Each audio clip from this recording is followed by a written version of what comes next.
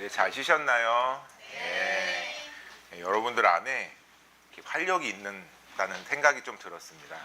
구약을 끝내고 이제 또 다음 주부터 사도행전을 시작하시는데, 그러니까 여러분들 같은 타임라인 한 번도 경험해보지 못해갖고 생각을 해봤는데, 제가 생각할 때는 구약을 하고 신약을 하면은 한 번 읽기부터 너무 쉽지 않을까? 그 생각을 했어요.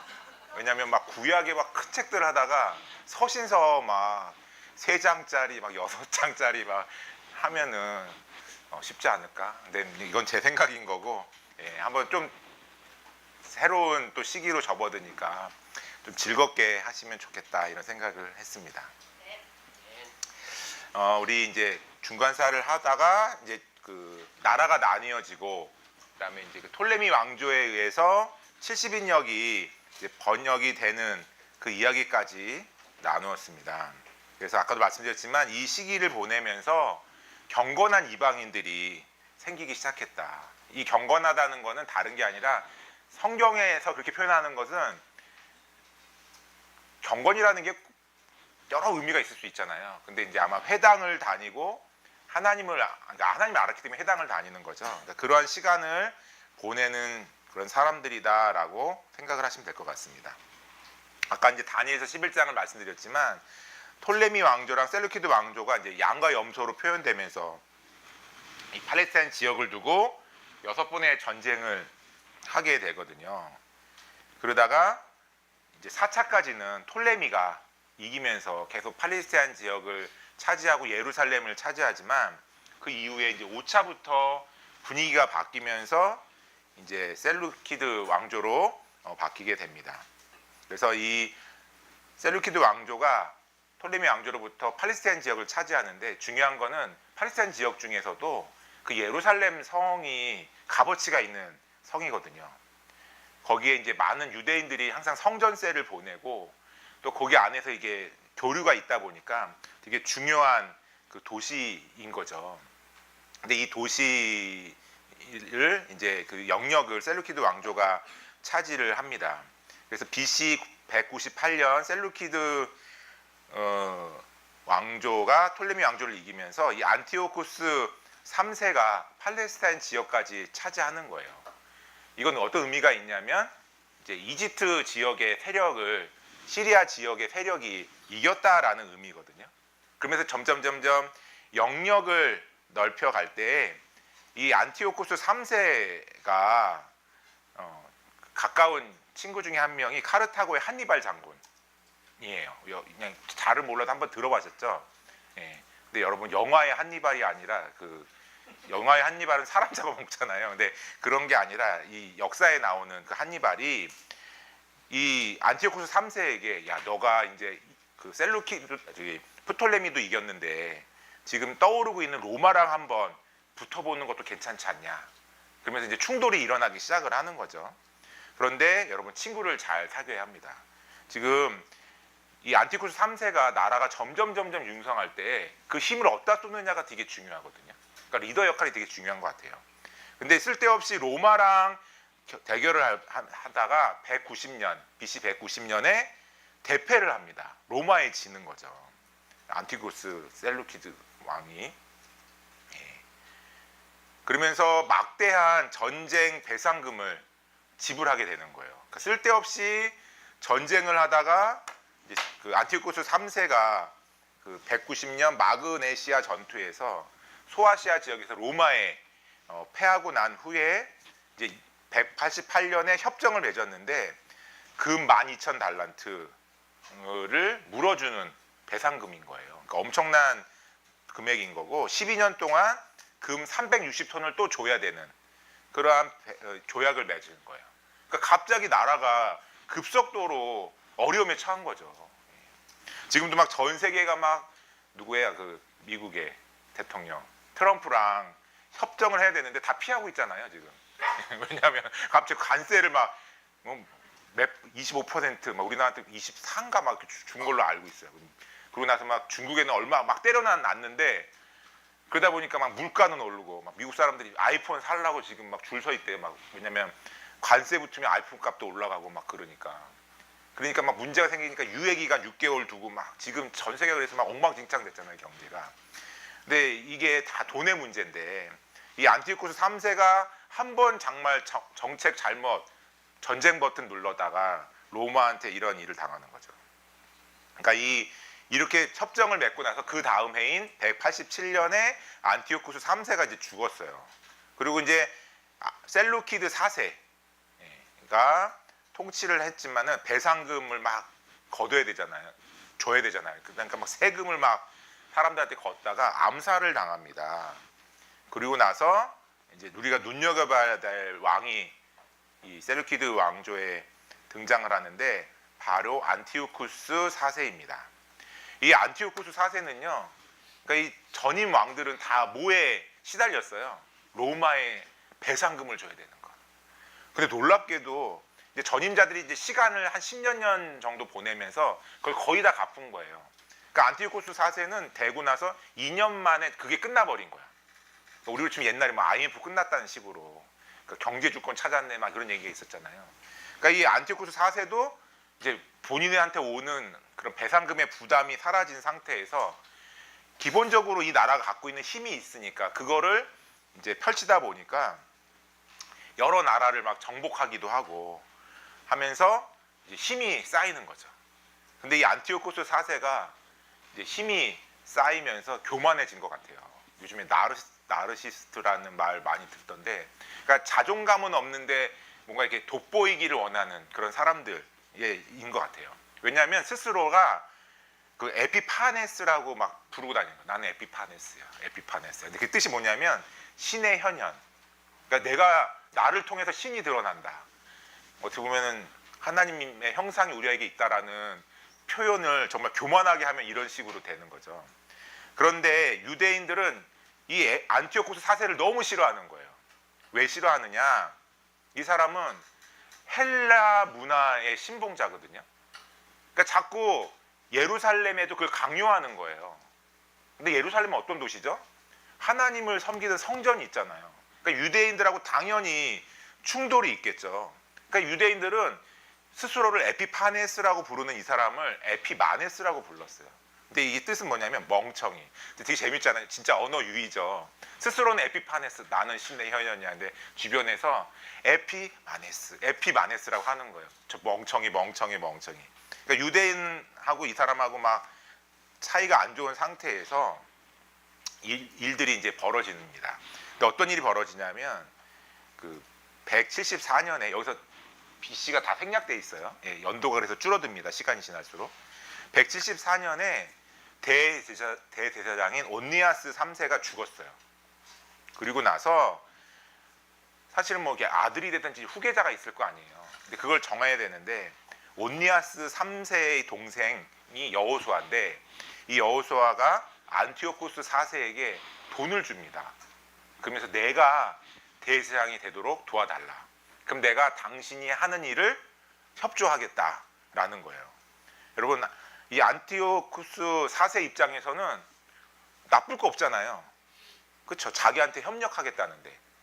그리고 특히 안티오쿠스 4세는 유대인들이 헬라화 되는데 계속 반항을 일으키니까 자기에게 협력하는 이 안티오쿠스 4세 입장에서는 이 사람 여호수아를 거절할 입장이 없는 거죠. 그래서 이 사람을 대제사장으로 돈을 받고 세워줍니다. 인정해 주는 거죠. 근데 이 사람 여호수아가 이름을 바꿔요. 야손으로 이름 바꿨어요. 왜 바꿨느냐? 이 자체가 이제 헬라화 된다라는 거예요. 그러면서 그 안식일에 예루살렘 옆에 운동 경기장을 만들어 놓고 여러분 막 레슬링 같은 거 막 하는 거예요. 근데 우리 레슬링은 올림픽에서 보면 알겠지만 그 쫄쫄이 같은 거 있잖아요. 그걸 입고 하지만 이 당시에는 정말 빨가벗고 남자들이 이렇게 하는 거잖아요. 그러니까 사실은 지금 같은 옷을 입어도 유대인들이 정말 기겁을 할 텐데 막 그런 것을 보니까 유대인들 입장에서는 이거 우리나라인데 하여튼 이 유대인의 정통성이 지금 흔들리고 있다. 이런 고민이 막 생기는 거죠. 그래서 이 유대인들이 하시딤이라는 경건한 모임을 만들기 시작하는 거예요. 그러니까 이거 헬라화 돼서는 안 된다.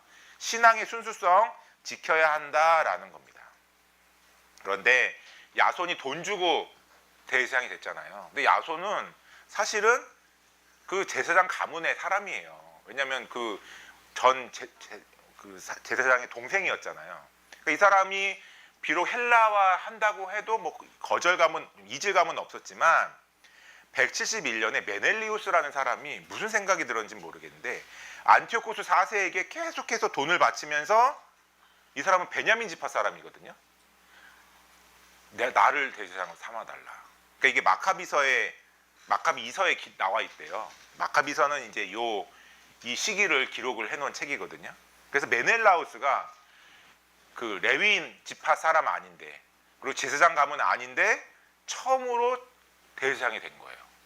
그러니까 유대인들은 더 심각하게 받아들이는 거죠. 근데 재밌는 건 이 안티오코스 4세가 스스로 에피파네스라고 말할 수 있는 것은 야금야금씩 영토를 정복해가고 이집트도 거의 정복을 해간 거예요. 그래서 알렉산드리아라는 항구 도시 있었잖아요. 거기가 이제 이집트의 중요한 거점인데 거기를 제외한 시리아, 팔레스타인, 이 구브로 섬까지 모두 정복을 했습니다. 그런데 여러분 이 안티오쿠스 4세 입장에서는 이제 애굽을 다 이집트 지역을 다 장악하고 싶겠죠.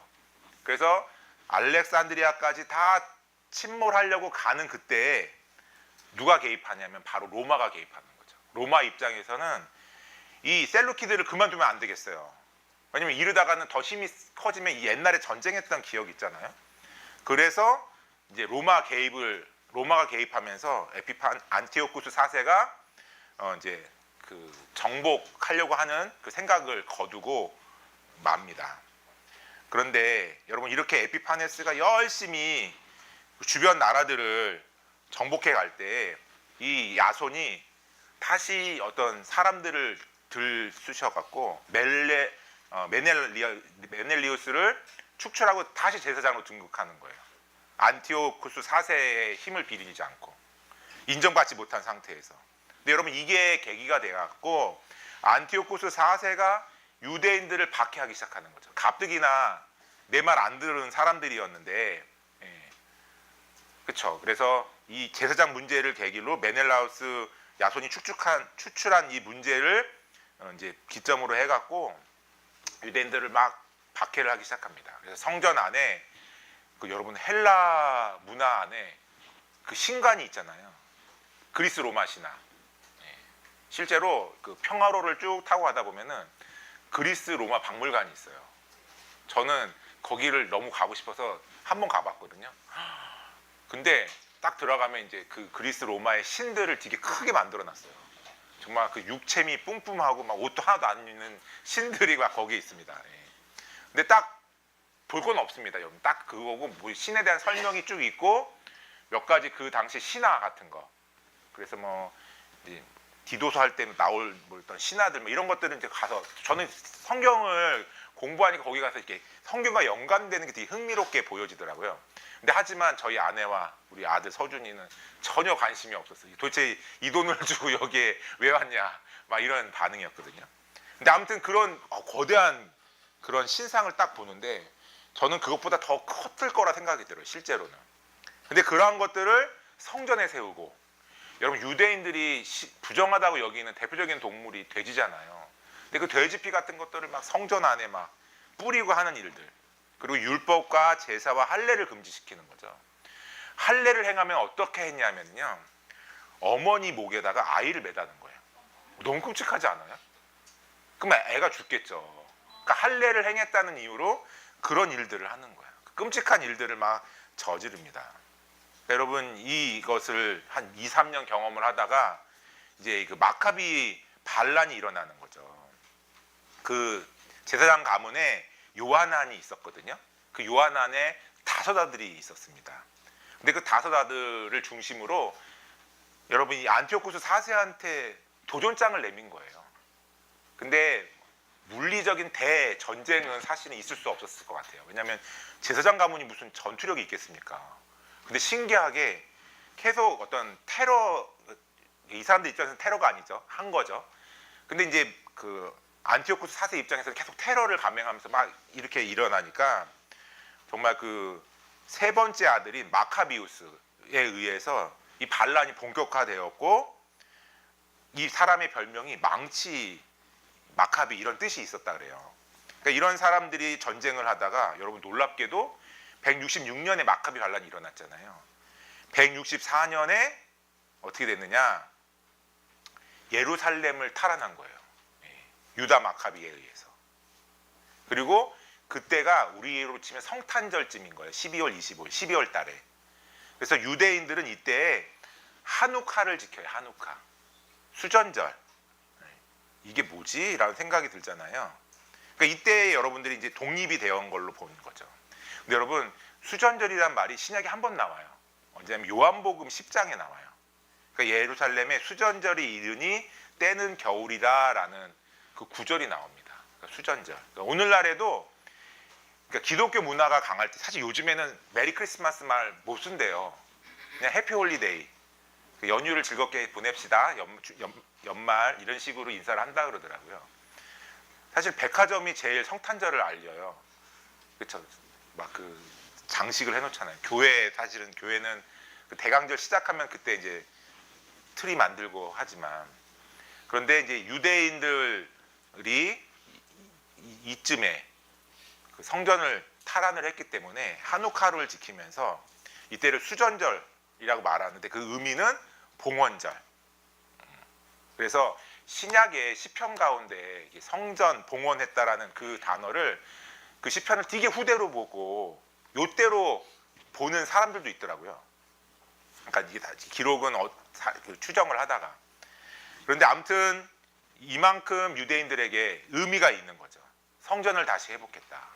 그리고 많은 사람들은 다니엘서에 보여 있는 뭐 이렇게 그쵸 막 그 부정한 것들이 성전에 이렇게 올라서는 것들, 이런 것들에 대한 표현을 바로 이때로 해석을 하기도 합니다. 성취된 것들을 보기도 합니다. 아무튼 이때 해갖고 촛대 8개를 해갖고 우리 성탄절을 맞이하는 우리 교회에서는 어떻게 해요? 대강절에 촛불 하나 켜고 2개 켜고 성탄절에 다 켜잖아요. 근데 여기는 8개를 켜놔서 매일 하나씩 켜는 전통이 있다 그래요. 그리고 이제 수전절에 막 선물 교환하고 명절로 유대인들은 지킵니다. 그러니까 막 기독교 문화랑 막 섞여서 지금 우리는 하고 있는 거죠. 그런데 이제 시간이 지나서, 근데 제가 아침에 PPT 보내드릴 때는 옛날 거 보내드린 것 같아요. 제가 이따가 다시 보내드릴게요. 이름이 좀 제가 책을 읽다가 이걸로 바꿔야 되겠다 해서 제가 이름 바꿨거든요. 요나단 아푸스라는 사람이 이제 일어선 거예요. 그게 이제 160에서 143년인 거고요. 그리고 나서 이제 전 PPT에 제가 시몬만 적어놨는데 시몬 타시라고 기록을 하고 있더라고요.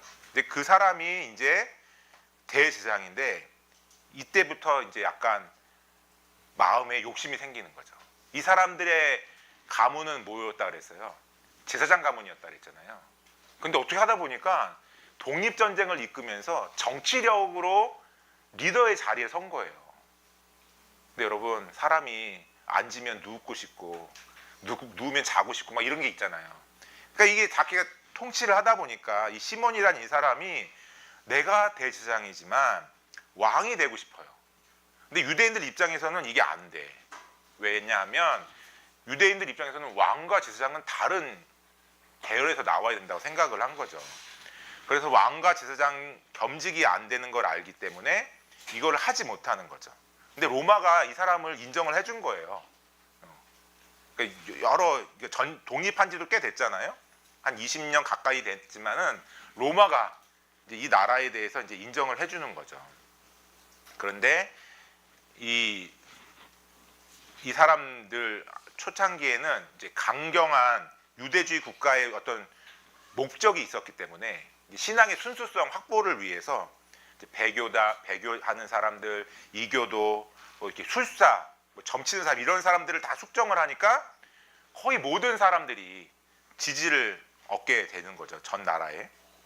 근데 문제는 이제 요한 힐카누스라는 그런 이 사람이 스스로 이제 왕이 되는 거예요.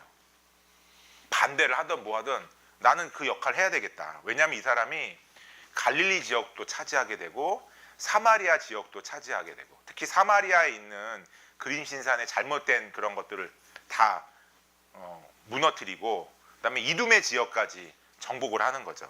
그래서 막 솔로몬 시대 때 영토들을 막 되찾는 겁니다. 그러면서 한편으로는 할례와 율법을 강조하고 순수 유대인들만 이주시키는 정책을 하면서 유대인들에게 지지를 받겠죠. 그리고 막 땅도 넓혀가잖아요. 그 유대인들 가운데서는 혹시 이 사람이 메시아가 아닌가 이런 생각도 했을지 모르겠어요.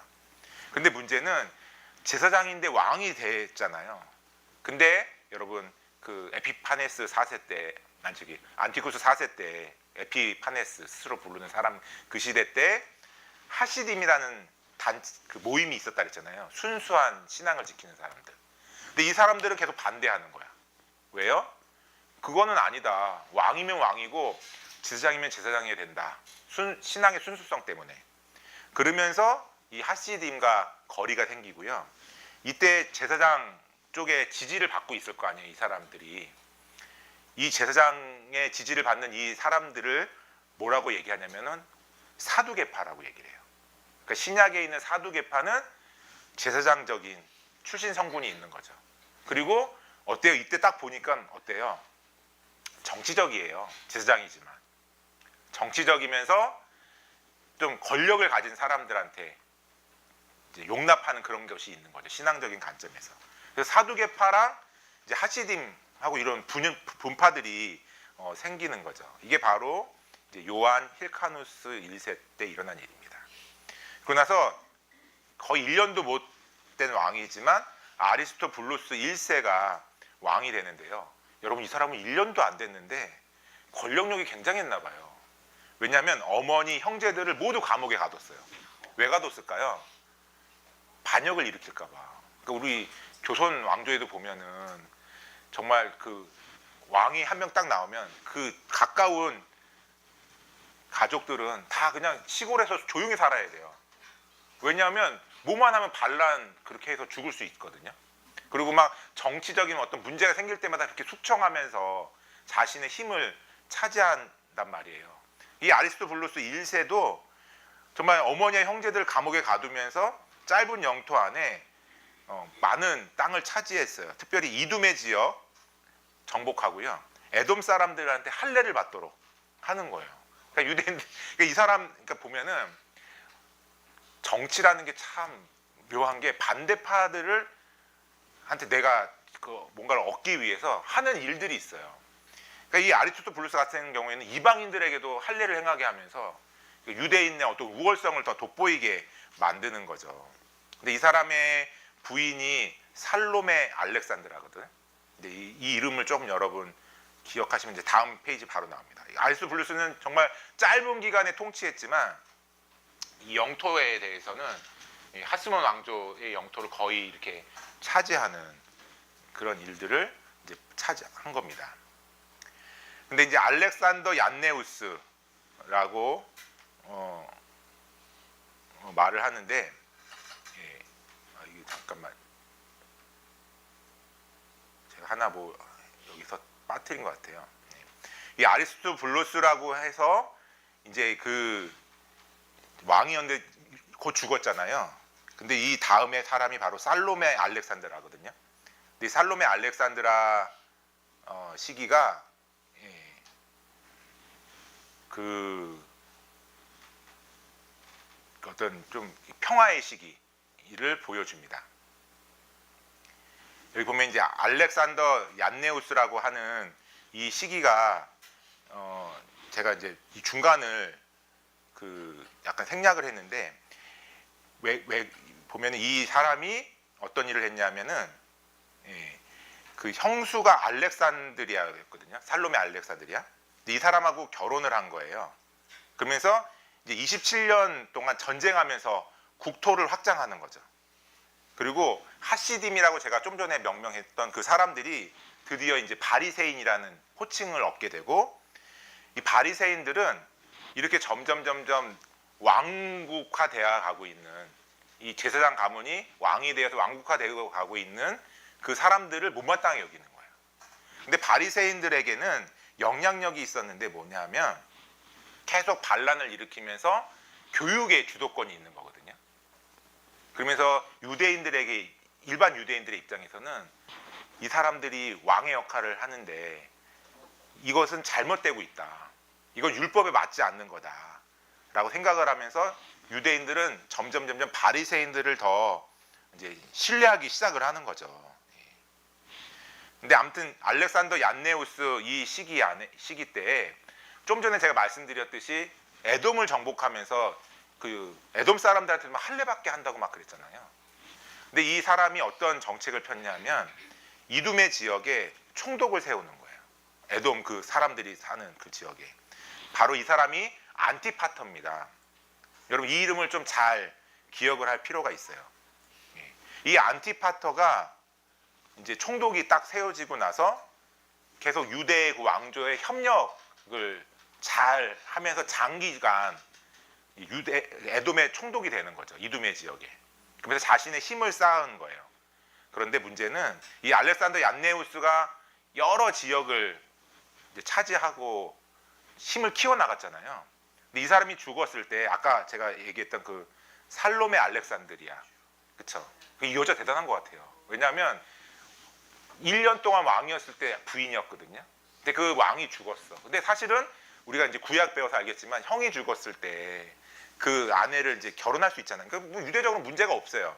그런데 이 알렉산더 얀네우스의 이제 또 부인으로 있으면서 이 사람이 죽고 나니까 살로메 알렉산드리아가 스스로 이제 여왕같이 된 거죠. 근데 여러분 이게 사실은 이 제국 안에는 긴장감을 해결하는 데는 좋은 문제였어요. 왜냐하면 아무리 여자가 왕이라도 제사장이 될 수는 없잖아요. 그러니까 이 살로메 알렉산드리아가 자신은 이제 정치 영역에서 하지만 자신의 아들들에게는 역할을 나눠준 거예요. 그래서 이제 나중에 힐카누스 2세가 되는 사람에게는 군사력을 주고요. 아리스토블루스 2세라고 나중에 되는 그 사람에게는 잘못 얘기해서 제가 힐카누스 2세한테는 대제사장이 되도록 했어요. 그리고 아리스토블루스 2세한테는 군대 장관 역할을 하게 했어요. 그러니까 여러분 지금 그 전에 나라 안에 있었던 긴장감은 뭐예요? 막 그 바리새인들이 반란을 일으켰던 이유는 뭐예요? 어떻게 왕이 대제사장을 겸직하냐? 그런데 살로메 알렉산드리아가 딱 왕이 되고 나니까 이게 문제가 해결됐어. 왜냐하면 그냥 대제사장 따로 있잖아요. 그리고 왕 따로 있잖아요. 그리고 군대 장관도 따로 있잖아요. 그러니까 유대인들 입장에는 싸울 일이 없는 거예요. 그리고 살로메 알렉산드리아가 나라의 어떤 통합을 가져오기 위해서 바리새파도 등용했죠. 근데 그 전에는 주로 사두개파가 입지가 컸잖아요. 근데 사두개파는 조금 눌러놓고 이 바리새파를 등용을 했고요. 이 바리새파가 이때 이후에 사네드린을 장악을 했다고 합니다. 근데 사네드린은 여러분 우리가 생각할 때 복음서에 보면 예수님한테 막 그 재판하는 사네드린 공회가 있잖아요. 그러니까 우리로 치면 그게 여의도에 있는 국회인 거예요. 그런데 우리나라도 보면은 여의도에도 국회가 있지만 각 지방마다 도의회가 있고 시의회가 있잖아요. 그런 식으로 유대인들에게 사네드린은 그 거대한 큰 사네드린이 있고 각 마을마다 작은 사네드린이 있는 거예요. 그러니까 그런 식으로 이 사네드린이 있는데 아무튼 바리새파의 사람들이 이미 유대인들한테 많은 좋은 영향력을 끼치면서 사네드린 이 공의회도 장악을 한 상태인 거죠. 그러니까 뭐 나라가 이 살로메 알렉산드리아 시대 때는 뭔가 이렇게 통합도 되고 잘 서로 지내면서 이 문제가 생기지 않는 평화의 시기. 그래서 이 하스모니안 왕조를 검색해 보면은 살로메 알렉산드리아 때를 이 평화의 시기라고 얘기를 하더라고요. 그러니까 여러분 이 시기를 지납니다. 근데 여러분 살로메 알렉산드리아가 이미 남편 2명이 왕이었잖아요. 그만큼 오래 시간을 보냈기 때문에 이제 68년에 죽고 나면 이제 그 군대 장관이었던 아리스토블루스 2세가 이제 왕이 되는 거죠.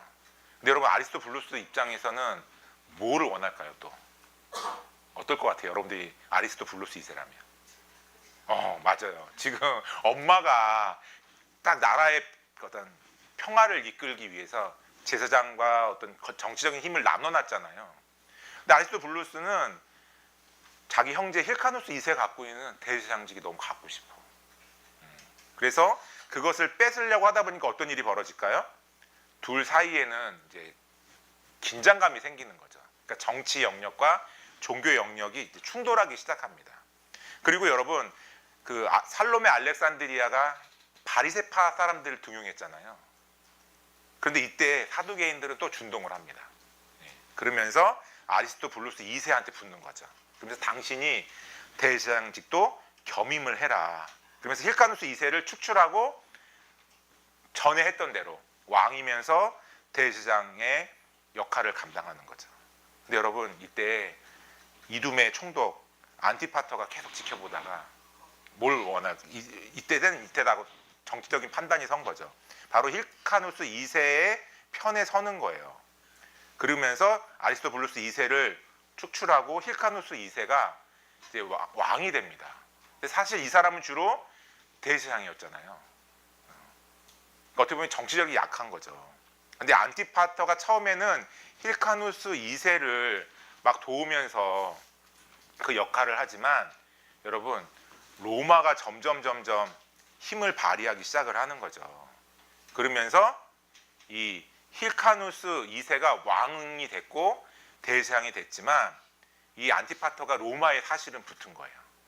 그러면서 로마가 개입을 하고요. 이 하스모니안 왕조는 로마의 속주로 들어가 버려요. 그러니까 어떻게 보면 되게 안타깝지 않아요? 스스로 싸우면서 나라가 힘이 국력이 쇠하여지고 거의 한 100년 잠깐 존재했던 그 힘이 잠깐 사라져 버리는 거예요. 그러니까 힐카누스 2세는 스스로 왕이 됐을지 모르겠어. 근데 이제는 로마 밑에 있는 왕인 거고 대장도 같이 한다고 하지만 너무 힘이 약하겠죠. 그러고 나서 안티파터는 얼마나 교활한 사람인지 로마에 붙어서 유대 총독으로 임명이 됩니다.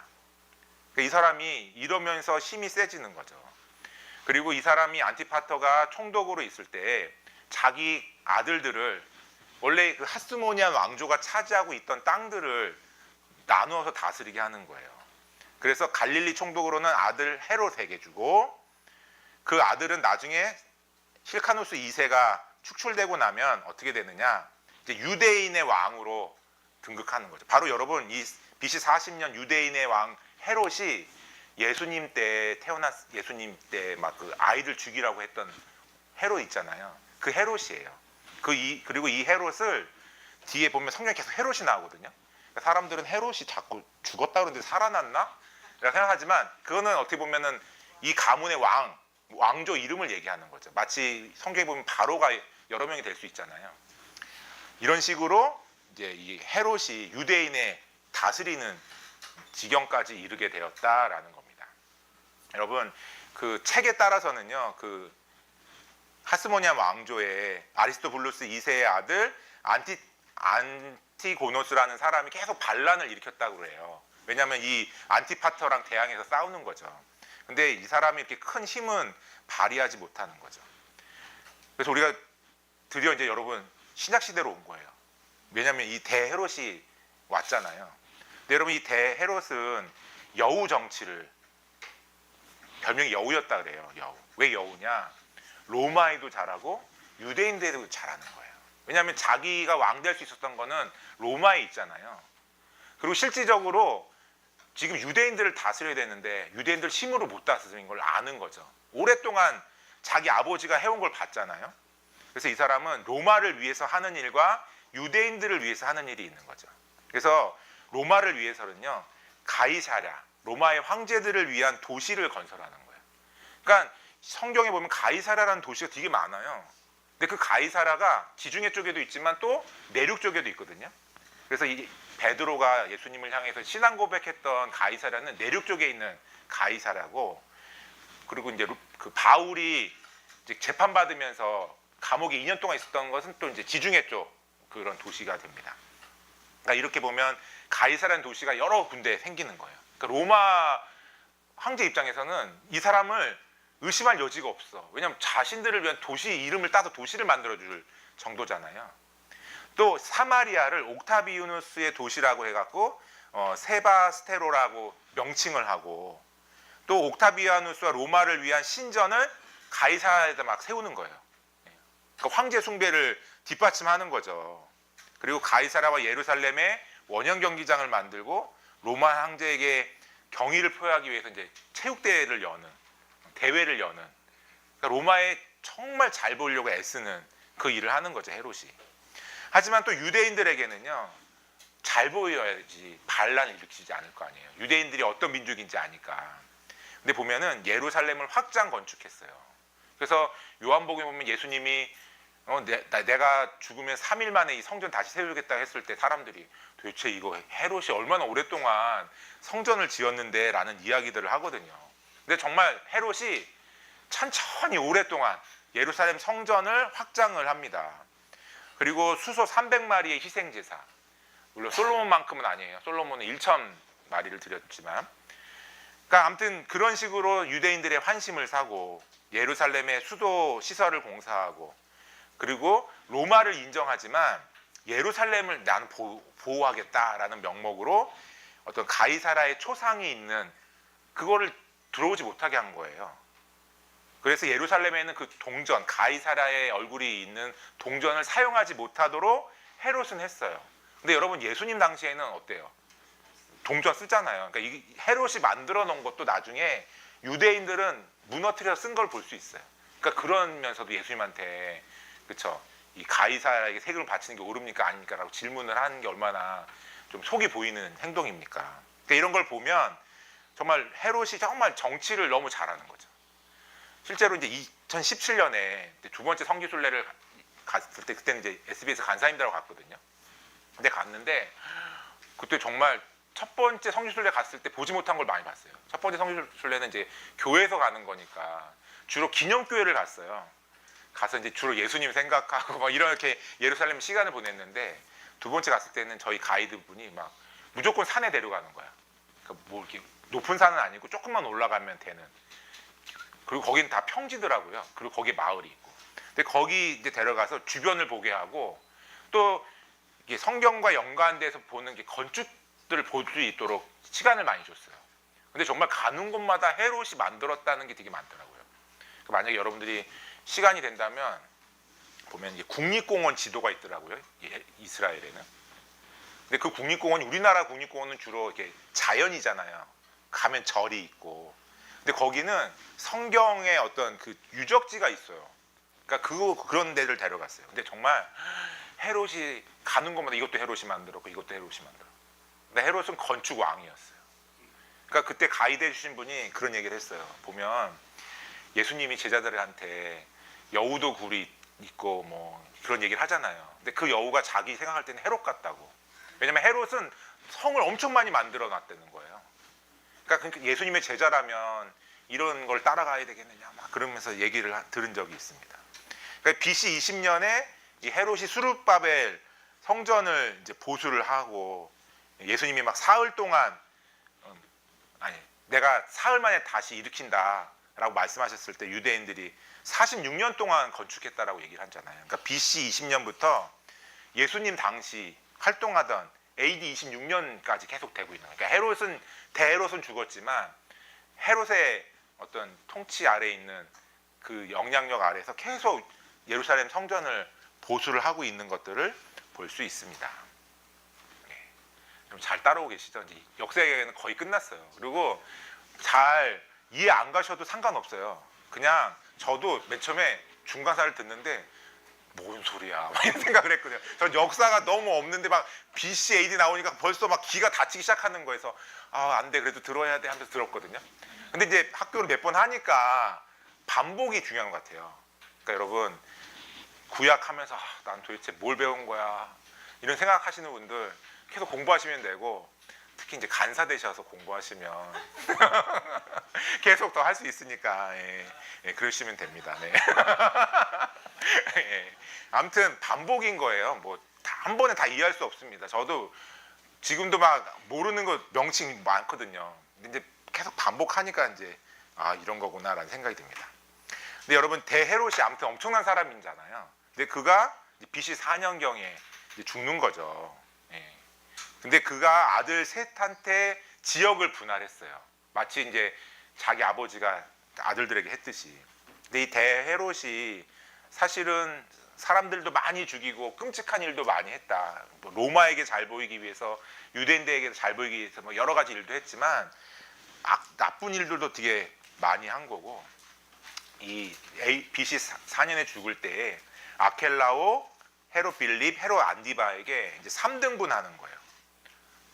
그러면서 이 아켈라오에겐 유대, 그다음에 빌립에게는 이제 또 이런 지역을 보는데, 제 명칭보다는 지도로 보여드리면 요 유대 지역, 분리된 헤롯 왕국이라고 여러분 두란노 성서지도 보면 나와 있거든요. 근데 아켈라오에겐 먼저 유대 지역을 나누어 준 거죠. 그리고 여기 보라색, 여기 황토색 지역은 드라고닛이라 써 있잖아요. 이런 지역은 헤롯 빌립에게, 그리고 헤롯 안티파스에게는 갈릴리와 베레아 지역을 나눠서 통치하도록 한 거죠. 그런데 이 아켈라오는 금방 뺏겨요. AD 6년에 뺏겨요. 그러니까 성경에는 나와 있지 않지만 이 아켈라오의 악행은 나와 있거든요. 보면은 아켈라오가 유대인들을 그 피를 갈아서 뭘 했다라는 게 복음서에 나와요. 근데 이게 뭐냐면 그만큼 잔인하게 유대 지역을 통치하는 거예요. 그러니까 여러분 한 10년 조금 지난 통치 기간 동안에 유대인들이 계속 반역을 일으키는 거죠. 근데 대헤롯이 정말 여우라는 것은 계속 유대인들이 원하는 걸 들어주는 척하면서 통치했잖아요. 근데 아켈라오는 이제 힘으로 하는 거죠. 그러면서 유대인들이 계속 로마에 이제 상소를 올리는 거예요. 이 아켈라오의 악행에 대해서. 로마가 힘을 가졌으니까. 그래서 로마는 정말 더 한 수 위인 거죠. 왜냐하면 때는 이때다. 왜냐하면 그 유다 지역, 특히 예루살렘을 우리가 직접 통치했으면 좋겠다는 생각이 있었는데 명분이 없었잖아요. 그래서 유대 지역에 이 아켈라오를 파면을 하는 거예요. AD 6년에. 그리고 나서 유대 지역을 총독을 보내기 시작합니다. 그러니까 그 총독 가운데 예수님 시대 때는 누구예요? 빌라도가 총독이 되는 거죠. 그러니까 갑자기 총독은 왜 나오는 건가? 그러니까 여러분 이런 역사적인 흐름을 지나면서 이제 이 시간들이 되는 거고, 우리가 이제 예수님 당시에 빌라도는 AD 26년경에 그 총독으로 부임했습니다. 그다음에 여러분 요 나라가 나뉘어진 이야기들은 누가복음 3장에 보면은 1절 2절에 누가가 기록을 해놓고 있어요. 그러니까 여러분 이제 거의 3텀 막판에 3텀이 곧 옵니다. 이제 3텀의 세 번째 달쯤에 이제 복음서를 쭉 하실 거거든요. 그때 신기하게 누가는 그러니까 그 초반 앞부분에 이때 누가 다스렸다라는 표현을 하고 있거든요. 근데 이때 보면은 3장 1절 2절에 디베료 황제가 통치한 지 15해 곧 본디오 빌라도가 유대의 총독으로, 헤롯이 갈릴리의 분봉왕으로, 그 동생 빌립이 이두레와 드라고니 지방의 분봉왕으로, 루사니아가 아빌레네의 분봉왕으로, 안나스와 가야바가 대제사장으로 있었을 때, 그러면서 이제 세례 요한을 쫙 등장시키거든요. 그러니까 보면 누가복음은 예수님이 하나님 나라의 아들이라고 얘기를 하면서 자신의 그 원독자들이 주로 이방인들이었거든요. 그러니까 이방인들은 그리스 로마 신화에 되게 익숙한 사람인 거잖아요. 그러니까 역사를 초월해 있어요. 그런데 예수님을 소개할 때 그 당시에 있었던 왕들을 언급해요. 그러니까 저는 되게 의미가 있다 생각해요. 그러니까 누가가 소개하는 예수님은 그냥 허황된 하나님의 아들이 아니라 정말 이 땅에 특정한 시대에 오신 하나님의 아들로서 소개를 하는데, 그때 이제 등장하는 이름들이 바로 이러한 사람들이다라고 보시면 될 것 같습니다. 그러니까 이게 예수님 때까지의 역사를 정말 짧은 시간 동안에, 정말 뭐 제가 역사 잘 못하거든요. 근데 그냥 중요한 사건만 해서 설명을 해드렸습니다. 여러분 이제 드디어 로마 시대가 된 거잖아요. 근데 이 로마 시대는 아까도 제가 말씀드렸듯이 로마가 추구했던 정책은 팍스 로마나예요. 팍스가 평화잖아요. 근데 여러분 이 평화는 어떤 평화인가요? 힘으로 눌러 찌르는 평화예요. 되게 재밌죠. 누가복음에 보면 자꾸 누가복음 얘기를 하는데, 여러분들 어차피 뭐 한 달 있으면 다 까먹을 거니까. 근데 누가복음에 보면 이렇게 얘기하잖아요. 하늘엔 영광, 땅에는 평화. 근데 저는 그거 읽을 때마다 그 팍스 로마나가 생각나는 거예요. 팍스 로마나의 평화는 뭐예요? 힘으로 누르는 평화란 말이에요. 근데 예수님이 탄생했을 때 온 평화는 헬라어로 에이레네거든요. 되게 다르지 않아요? 그러니까 우리가 어떤 세상적인 것과 하나님 나라적인 것을 잘 분별할 필요가 있다. 우리가 추구하는 평화는 과연 뭐냐? 근데 우리가 잘못하면은 힘을 갖게 되고 그러다 보면은 우리도 알게 모르게 팍스 로마나 같은 사람들이 되는 거죠. 근데 로마는 이 팍스 로마나를 힘으로 찍어 누르기 위해서 아까도 말씀드렸지만 법이 일단은 잘 만들어져야 되겠다. 왜냐하면 통치를 해야 되잖아요. 그리고 법에 의해서 도로를 만들고 나서는 군사를 언제든 출동시켜야 된다. 왜냐하면 반란이 일어나면 보내는 거잖아요. 그래서 이 도로가 너무 잘 만들어지는 거죠. 그래서 그 도로를 따라서 바울도 다니고 전도자들이 다닐 수 있는 그 시대가 된 거예요. 그런데 또 한 가지 우리가 눈여겨봐야 될 것은 이 법과 도로와 이 좀 그 팍스 로마를 만드는 로마가 항상 신경 썼던 것은 어느 지역이든지 사람들이 충돌이 일어나면 안 되는 거예요. 그래서 충돌이 일어나면 어떻게 해요? 무조건 군사 보내는 거죠. 그러니까 우리가 여기서 한번 또 이어서 생각해 보여야 될 것은 사도행전 읽다 보면은 사도 바울이 어느 지역 가서 사람들이 막 유대인들이 막 폭력을 가해오잖아요. 그럼 도망가요.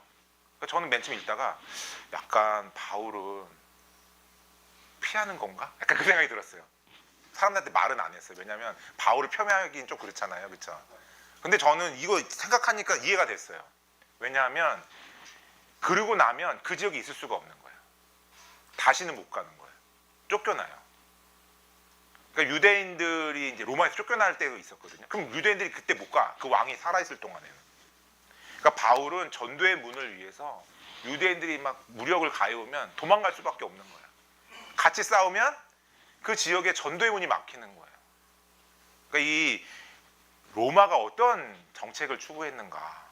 그리고 그거를 정말 복음 전하는 사람들은 적절하게, 지혜롭게 잘 활용하고 있다 하는 것들을 볼 수 있습니다. 자, 이렇게 보면 유대교라는 걸 우리가 하나로 보지만 이 신구약 중간사를 거치면서 유대교는 분파가 엄청 많아지는 거예요. 근데 이 기간 가운데 우리가 잘 눈여겨봤던 것이 이제 바리새인들. 바리새인들은 어디서 나왔죠? 하시딤. 하시딤은 왜 나왔죠? 정말 이게 헬라화되는 거예요. 제사장들이 전쟁을 해서 그렇죠? 어떤 우리나라를 막 성전을 막 그리스 신들을 세워놓고 거기에 돼지피를 뿌리는 에피파네스로부터 막 독립해 놓은 건 좋은데 그러고 나서 왕이 되면서 점점 율법이 무너지는 거에 대해서 하시딤이라는 운동이 생겼잖아요. 근데 그 운동 가운데 생긴 사람들이 바리새인들. 그리고 또 이 하스모니안 왕조가 그 제사장이었지만 그 통치를 시작하면서 생겨났던 사람들은 사두개인들. 그러니까 이런 사람들인 거죠. 그러니까 바리새인은 율법주의라고 말할 수 있어요. 왜냐하면 율법이 중요하니까. 근데 사두개인들은요 철저하게 저는 여기서 합리주의라고 표현했지만 실상은 적절히 힘에 타협하는 그런 사람들로 보시면 될 것 같습니다. 그리고 나서는 헤롯이 통치할 때는 그 헤롯을 따르는 헤롯 땅이 생기는 거죠. 헤롯 땅. 그리고 우리가 로마가 통치했을 때는 그 로마에 반역하는 열심당원들. 실은 예수님의 제자들 가운데서 칼 들고 다니는 사람들 많았잖아요. 그러니까 그런 사람들이 이제 행동으로 옮기는 거죠. 이게 하나님 나라 독립을 꿈꾸는 사람들. 그리고 아마 이제 서기관과 바리새인의 어떤 그 경계는 모호했을 텐데 또 성경을 기록하는 그 서기관들 이런 사람들이 있었을 거고 또 이렇게 유대 분파가 많은 가운데 어떤 사람들도 분명히 있었냐면 나는 속세에선 더 이상 신앙생활을 하기가 어렵다. 그러면서 광야로 넘어가는 거죠. 그래서 여러분 실제로 성지순례 가면 사해지역으로 가면은 광야거든요. 거기에. 근데 거기서 스스로 마을을 만들어 놓고 말씀을 지키기 위해서 그래서 결혼도 안 하고 그냥 그렇게 사는 곧 하나님 나라가 올 거를 기대하면서 사는 고립주의를 택한 에스네파 사람들. 그래서 에스네파 가운데 세례 요한도 이러한 종류의 사람들이 아니었을까. 세례 요한도. 왜냐하면 그가 뭐 이렇게 광야에 있으면서 그쵸? 막 석전과 메뚜기만 먹고 약태옷을 입고 막 속세를 떠난 사람처럼 보이잖아요. 그러니까 아마 세례 요한도 아마 이 파에서 나온 거 아니겠는가라고 생각을 해볼 수 있습니다. 그러니까 이런 분파들이 생긴 거예요. 근데 이제 분파들에 대해서 조금 더 설명을 해보면은 여러분 바리새인들은 이제 경건한 사람들에서 인식이 되는 거죠. 경건을 추구하는. 그리고 이 사람들은 경건을 통해서 하나님의 자비를 잊는다고 생각하기 때문에 별명이 또 자비한 사람들이라는 이름도 있습니다. 그래서 아까 역사에서 우리가 봤듯이 점점 헬레니즘 문화가 대세를 이룰 때 유대교를 지켜야 된다. 그다음에 우리의 신앙을 지켜야 된다라고 생각했습니다. 그래서 하스모니아 왕조에는 대부분 반대를 했지만 아까 우리가 말씀드렸듯이 그 여왕의 시대에 있었잖아요. 그 여왕의 때는 잠깐 협력하기도 했습니다. 이들이 중요하게 여기는 것은요. 우리 바리새인들은 율법이 있잖아요. 근데 그 율법을 해석하는 사람들인 거예요. 왜냐하면 이 율법을 어떻게 생활에 지킬 것인가라는 것이 관심이 있었잖아요. 그리고 주로 교육의 문제를 했기 때문에. 그래서 이 사람들은 율법의 해석에 관심이 많았습니다. 그리고 어떻게 적용해야 되는가. 그래서 사실 바리새인들 안에서도 파가 여러 가지죠. 그래서 뭐 예수님 당시에 이혼을 어떻게 해야 되느냐. 그래서 어떤 바리새파 학파는 부인이 음식을 못 만들면 이혼 사유가 된다라고 생각하는 바리새인도 있는 거고, 또 뭐 거기에 조건을 다는 바리새인들도 있었다 그래요. 근데 바리새인 안에도 여러 파가 있는 거죠. 율법 해석에 따라서. 그래서 율법을 어떻게 적용하고 해석해야 하는지. 그래서 이 사람들은 당연히 해석을 중요하게 여기기 때문에 전통이 중요한 거고, 원래 있는 성경의 말씀도 중요하지만 그 성경을 해석해 놓은 구전 율법 이런 것들도 중요합니다. 그런데 대부분의 사람들은 이 바리새인들이야말로 그 표준적인 유대인이다라고 생각을 한 거죠. 그리고 바리새인들은 여기서 제가 예정론이라고 말했는데 여기서 말하는 예정은 뭐 칼빈주의 이런 건 아닌 것 같아요. 뭐냐 하면 성경의 신명기랑 잠언에 보면 기준이 있죠. 너희가 이렇게 행하면 복을 받고 이렇게 살면 저주를 받아. 그런 것들 있잖아요. 그러니까 그 예정을 강조한 거예요. 근데 여러분 바리새인의 입장에서는요. 사회에서 기득권자들은 축복받은 사람이에요. 그러니까 이 해석을 따라가면. 그래서 또 누가복음 얘기를 하는데 죄송해요. 누가복음에 보면은 그 부자 얘기 나와요. 그 부자와 거지 나사로. 그렇죠. 그래서 막 나사로는 막 그 부자 집에 있는 거 그냥 땅에 떨어진 거 먹고 막 그러면 개들이 막 달려들고 막 그런 이야기. 근데 죽었는데 어떻게 돼 있어요? 부자는 지옥 같은 데 있는 걸로 보여져요. 근데 바리새인은 되게 신기한 게 하필이면 아브라함 품에 있어. 그쵸? 그 말씀에 보면은. 근데 왜 그럴까? 근데 저는 이런 생각이 들었어요. 이 율법을 갖고 하나님 말씀대로 살면 부자가 되고 축복을 받고 말씀을 지키지 않으면 저주를 받는다. 이거는 교육적인 측면에서 맞죠. 근데 여러분 인생이 꼭 그런가요? 어떤 것 같아요? 여러분 이런 기준으로 따지면 예레미야나 예수님 같은 사람은 인간적인 축복을 받지 못했잖아요. 그러니까 사실은 이게 되게 딜레마인 것 같아요. 저도 사실은 잠언을 읽을 때 우리 아이 이제 서준이가 이제 엄마 뱃속에 있을 때 맨날 했던 일이 하루에 잠자기 전에 시편 한 편 읽고 잠언 한 장씩 읽는 거였거든요. 근데 잠언을 읽다가 제 마음속에 갑자기 질문이 들어왔어요. 이렇게 살면은 세상에서 왕따 당하는 거 아니야? 우리 서준이가 학교 가서 이렇게 살면 애들이 왕따 시키는 거 아니야? 갑자기 그런 두려움이 확 들어오는 거예요. 정말 제가 믿음이 없죠. 성경을 제가 잠언 강의도 했는데 잠언을 읽다가 그 생각이 들었다니까. 그래서 너무 두려운 마음이 갑자기 들었어요. 그래서 말도 안 되는 생각인데 기도를 했어요. 하나님 앞에. 정말 하나님 잠언대로 살면 복을 받을까요? 저는 정말 제가 하박국이 된 것처럼 하나님께 질문을 했습니다. 근데 하나님이 어느 날 저에게 말씀하신 건 뭐냐면 정말 이 세상이 하나님 나라라면 신명기처럼 살고 잠언처럼 살면 복이 될 거야. 그런데 이 땅이 하나님 나라가 아니기 때문에 그런 일이 안 생기고 있는 거야 라고 저에게 답을 주셨어요. 그래서 너가 할 일은 뭘까? 단순히 서준이를 위해서 기도하지 말고 이 서준이가 자라갈 세상을 위해서 기도해야 돼 라는 마음을 주셨어요. 그러니까 우리가 믿음의 사람들이 되게 착각하는 것은 성경은 분명히 이렇게 하면 하나님 나라니까 복을 받고 축복을 얻는다. 근데 그 축복을 현실에서 그대로 적용할 때가 너무 많아요. 그래서 교회에서도 보면은 제가 막 교회 비판하는 건 절대 아니고 그냥 그게 세상적인 힘이 인정이 그대로 되는 거예요. 근데 이게 과연 성경적인가? 아니라는 거죠. 그러니까 누가가 바라볼 때 그게 하나님 나라적인 게 아닌 거야. 그러니까 유대인들은 이 예정론 때문에 당연히 그의 운명이 결정돼 있는 거잖아요. 그 결론이. 근데 그게 아니라는 거죠. 누가가 볼 때는. 그래서 왜 하필이면 아브라함 품이었을까? 저의 결론은 아브라함이란 존재가 유대인의 시작이잖아요. 그러니까 유대인들은 당연히 유대인 중에 유대인은 부자고 성공한 사람들이지. 근데 유대인 중에 정말 가난하고 형편없는 사회적으로 낮은 사람들, 저 사람들은 그냥 유대인이긴 한데, 그쵸? 유대인의 핵심은 아니야. 이런 의식이 있었을 거란 말이에요. 근데 여러분, 아브라함 품 안에 거지가 안겨 있는 거야. 정말 이 세상에서 가난하게 살았지만 어때요? 하나님 뜻대로 살면 하나님 나라에서 정말 유대인 중에 하나님 나라 백성 중에 하나님 나라의 백성이 될 수 있다 하는 거를 저는 누가가 보여준다고 생각하거든요. 그러니까 이 바리새인들이 충분히 저는 역사적으로 보면 훌륭한 사람들이죠. 여러분, 신앙의 순수성을 지킨다는데 반대할 이유가 뭐가 있겠어요? 근데 문제는 거기에 갇혀서 그게 하나님이 돼버렸다라는 생각이 들었어요. 그러니까 예수님을 못 알아보는 거죠.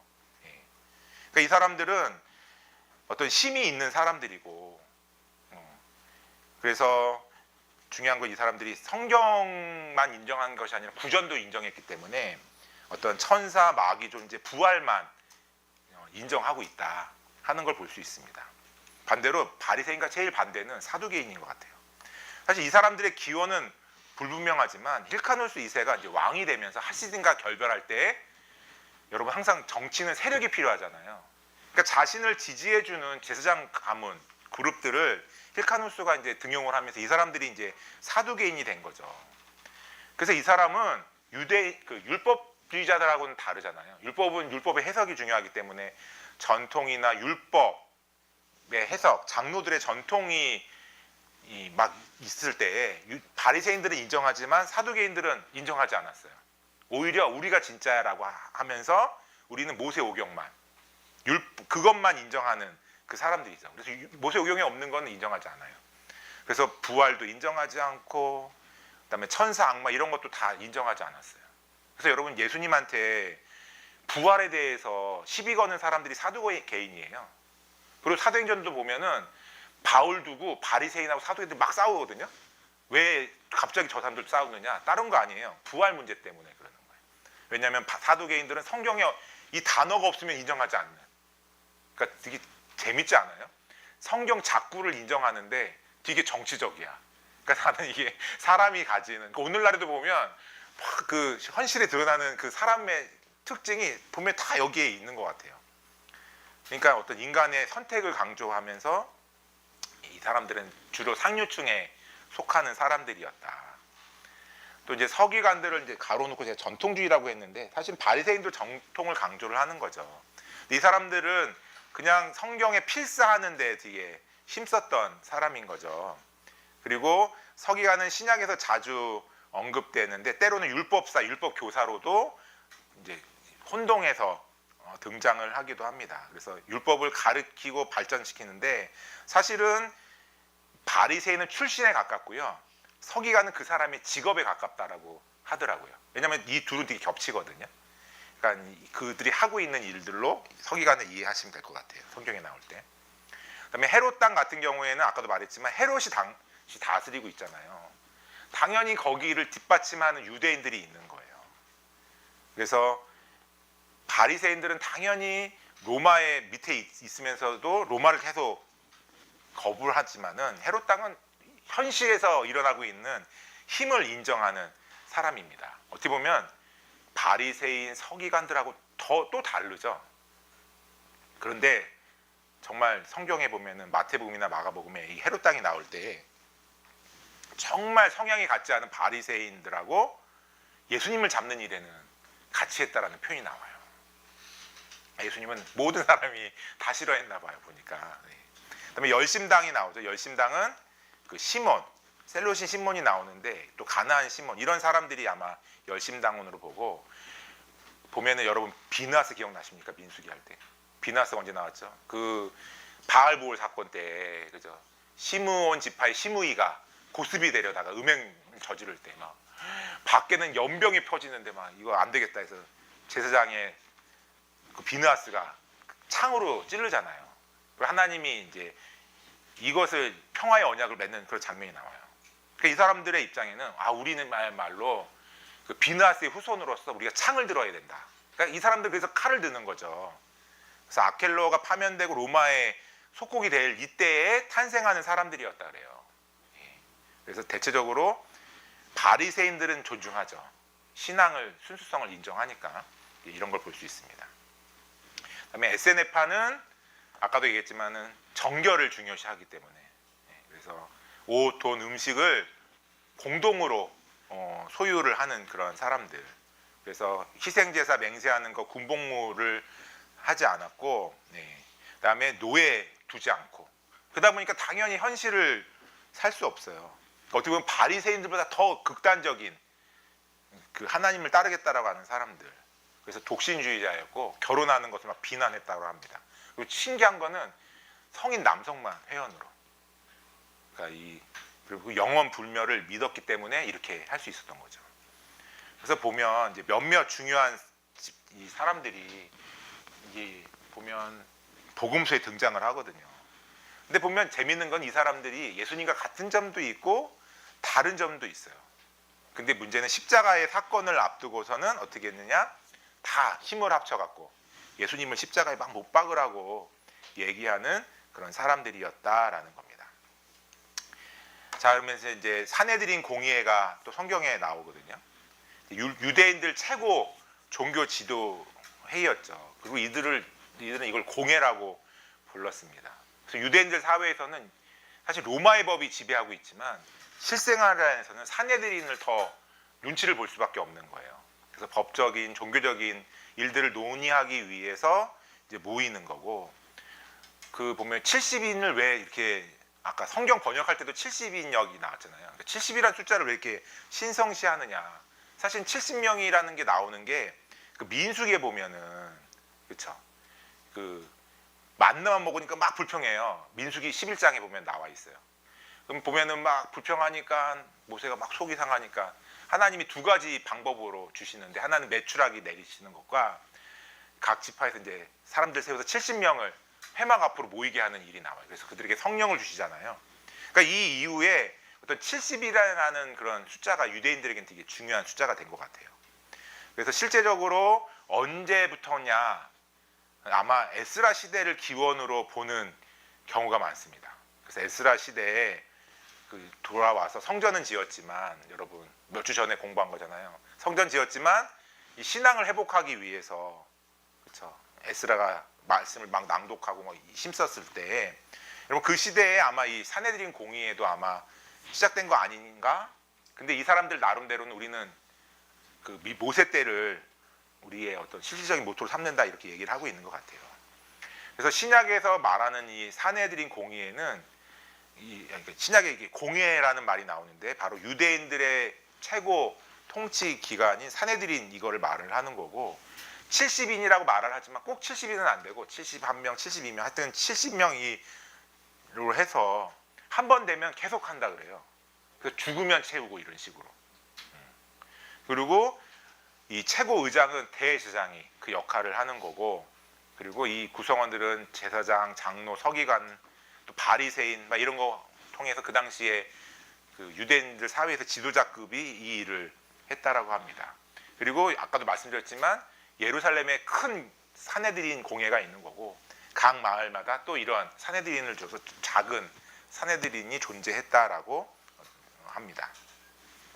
그래서 공회는 안식일 특별 절기를 제외하고는 거의 매일 모여서 일들을 했다. 그러니까 여러분 이런 시대가 이제 여러분들 앞에 다음 주부터 펼쳐지는 거죠. 이런 사람들이 등장해서 갑자기 막 예수님과 얘기도 하고 바울을 막 박해하기도 하고 하는 겁니다. 근데 이 사람들이 공통적으로 기대하는 건 뭐예요? 다 메시아를 기대하는 거예요. 근데 어떤 메시아냐? 바로 하나님 나라를 꿈꾸는. 근데 몇 가지는 뭐 우리가 다 인정하지만 철저하게 정치적입니다. 그래서 예언서 우리가 많이 했잖아요. 막 보면 마지막 때에 보면 다 열방이 시온으로 올라와서 하나님께 예물을 드리고, 그러니까 이 모든 것을 다 정치적으로 해석을 하는 거예요. 그러니까 뭔가 우뚝 서는 왕이 세워져서 그 왕 때문에 우리가 옛날에 다윗 때처럼 될 것이다 라는 것을 꿈꾸는 이 사람들이라는 거죠. 근데 정말 우리가 구약을 공부했지만 여러분 예언서 공부하시면서 이 나라는, 하나님 나라는, 또 메시아는 정치적이라고 느끼셨나요? 아마 근데 우리가 만약에 예수님이 없었다면 유대인들처럼 그렇게 해석했을지도 모르겠어요.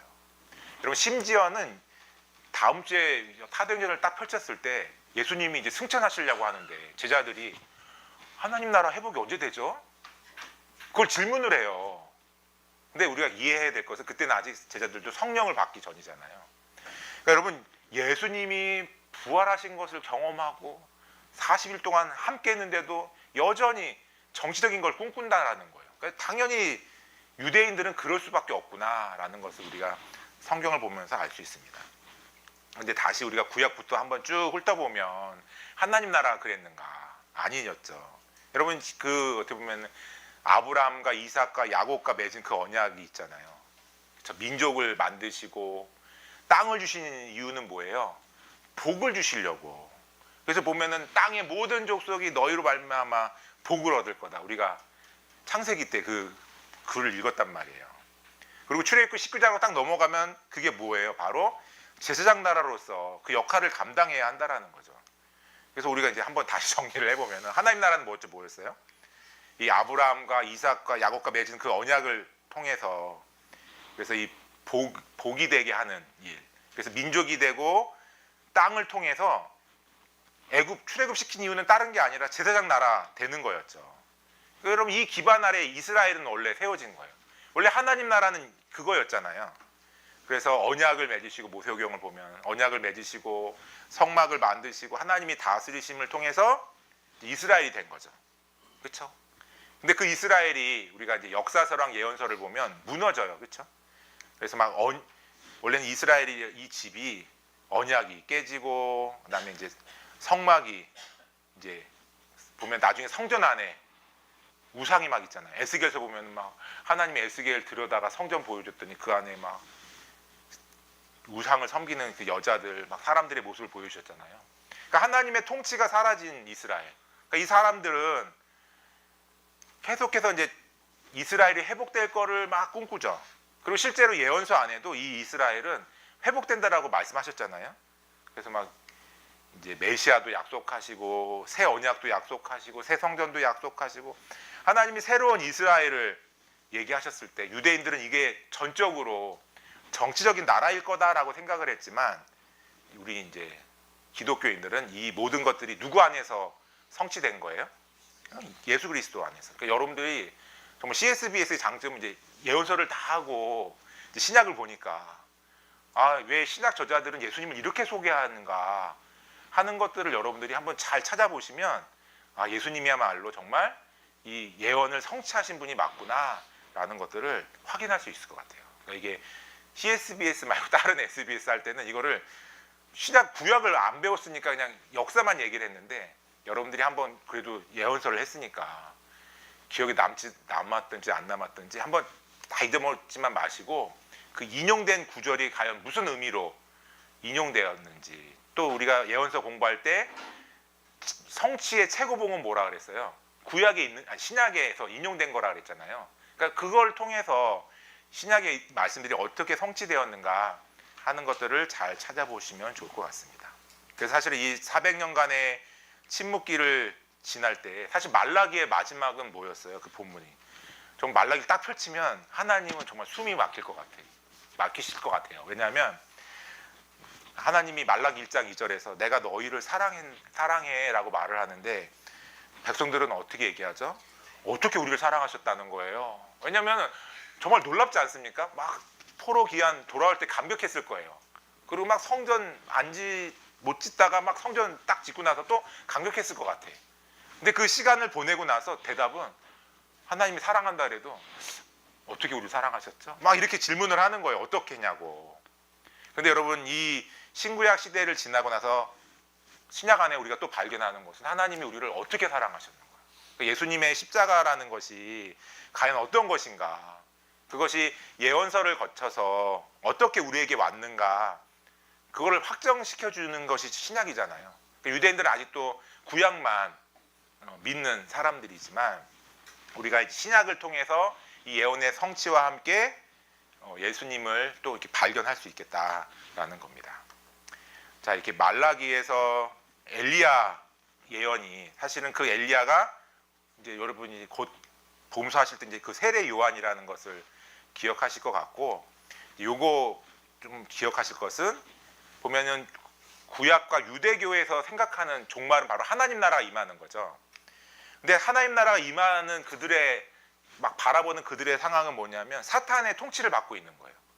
그래서 막 병이 생기고 귀신 들리고 죽고 이런 문제가 생기는 거죠. 그런데 여러분 예언서에서 뭘 많이 봤어요? 예언자 용어, 주의 날, 여호와의 날이 임하는 거죠. 그렇죠? 그러면은 바로 하나님이 통치하는 거예요. 그러니까 원래 여러분 구약에서 신약으로 넘어갈 때 바로 이 하나님 나라 개념이 잘 확립이 돼야지만 예수님이 뭐를 전하시는가 하는 것들 우리가 잘 이해할 수 있는 거예요. 그런데 말라기에서 분명히 주의 날에 임하기 전에 엘리야가 온다 그랬잖아요. 그 엘리야가 바로 이제 세례 요한인 거고 예수님을 통해서 이제 병이 고쳐지고 막 그렇게 되는 거죠. 그러니까 예수님의 그 행동은 단순히 병 고침만 있는 것이 아니라 하나님 나라가 임했다라는 것들을 이렇게 구약과 연결해서 보여주고 있습니다. 그러니까 이 말씀 우리가 잘 보시면 될 것 같고, 구약에서 보면은 하나님 백성으로서의 시작은 사실은 아브라함, 이삭, 야곱과 맺은 그 언약이 중요한 단서가 되죠. 근데 여러분 하나님 백성으로 민족적인 시작은 사실은 출애굽하면서부터잖아요. 근데 그때 바로 있었던 것이 이제 유월절의 시작인 거죠. 그래서 민수기에 보면은 다른 절기들은 못 지키면 그만이지만 유월절은 한 달 동안의 정결의 시간을 주고 꼭 지키라고. 그러니까 1월 14일 날 못 지키면 2월 14일 날 지키라고 민수기 보면 나와 있잖아요. 그만큼 구원에 있어서 되게 중요한 절기였어요. 그리고 그 유월절을 지킨 하나님의 백성들은 정결하기 위해서 주님 앞에 이제 제사를 드리는 거죠. 근데 여러분 이제 예수님에 의해서 신약으로 넘어가면 이 유월절은 예수님이 이제 마지막 유월절을 지키는 거죠. 그러니까 보면 제가 이 말씀 왜 드리냐면 성경을 많이 아시는 분들도 이단들이 와서 막 유월절 지키냐고 그러면은 갑자기 할 말이 없어져. 생각해보니까 우리 교회에서 유월절을 안 지키잖아요. 근데 이미 여러분 유월절은 예수님 안에서 다 이루어진 거죠. 다시는 유월절을 우리가 행동으로 지킬 필요가 없어요. 예수님이 유월절 양으로 십자가에 달려 돌아가셨죠. 대신 유월절 대신 우리는 예수님이 그 피와 살과 피를 나누는 우리가 성찬식. 그래서 예수님이 어디든 가는 곳마다 이것을 기념하여 지키라고 말씀하시잖아요.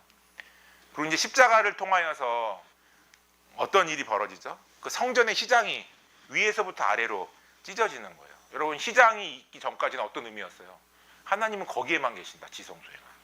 그런데 예수님의 십자가로 이 휘장이 찢기고 새롭고 산 길이 열렸다고 히브리서 10장에 말하고 있잖아요. 누구나 다 예수님을 통해서 아버지께 담대히 나아갈 수 있게 되었습니다. 그래서 이제 우리는 제사가 아니라 예배를 드리는 사람이 된 거죠.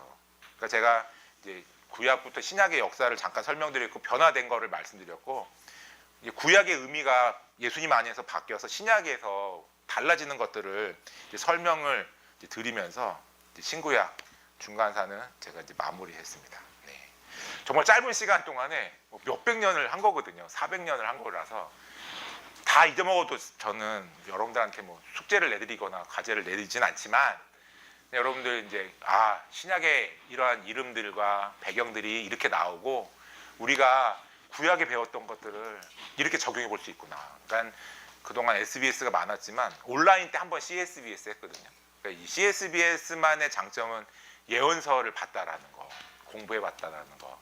근데 이제 그것이 이제 신약이 어떻게 잘 풀어지고 있는가라는 것들을 잘 살펴보시면 이제 또 구약 책거리를 어제 했지만 또 다음 주부터는 사도행전을 나가잖아요. 네, 그렇죠. 주말에 할 일이 여러분들 사도행전 한 번 읽기랑 또 뭐 있어요? 맞아, 선지서 시험이 있어요. 제가 괜히 또 여러분들 자극을 했네요. 예. 예. 복습하는 거죠, 여러분. 예. 신약을 더 잘하기 위해서. 근데 잘 준비하셔서 이제 또 기쁜 마음으로 신약을 잘 맞이하시면 좋을 것 같습니다. 네, 혹시 질문 있으실까요? 네, 제가 기도하고 마무리하도록 하겠습니다. 네. 하나님 거의 6달 동안의 구약을 이제 마무리하고 곧 이제 신약으로 넘어가는 우리 CSBS 우리 학생분들과 간사님들을 주님의 이름으로 축복합니다. 우리가 구약 동안에 배웠던 의미들을 잘 다시 한번 신약을 통해서 확인할 수 있는 시간들이 될 수 있도록 인도하여 주시옵소서. 특별히 그 기간 동안에 공부하면서 예수님의 의미를 다시 한번 발견할 수 있도록 도와주시고, 비록 우리가 원독자 해석을 추구하는 학교지만 또 성경을 통하여서 예수님도 발견할 수 있는 그런 시간들이 다 될 수 있도록 인도해 주시옵소서. 특별히 이 기간을 보낼 때 영육간에 강건할 수 있도록 도와주시고, 또 지금 보니 다들 구약의 구두시험 때문에 또 어려움이 있을 수도 있겠지만 또 구약을 특별히 예언서를 잘 마무리하는 시간으로 이 시간들을 삼을 수 있도록 또 지혜도 허락하여 주시옵소서. 감사합니다. 예수님의 이름으로 기도드렸습니다. 아멘. 네, 감사합니다.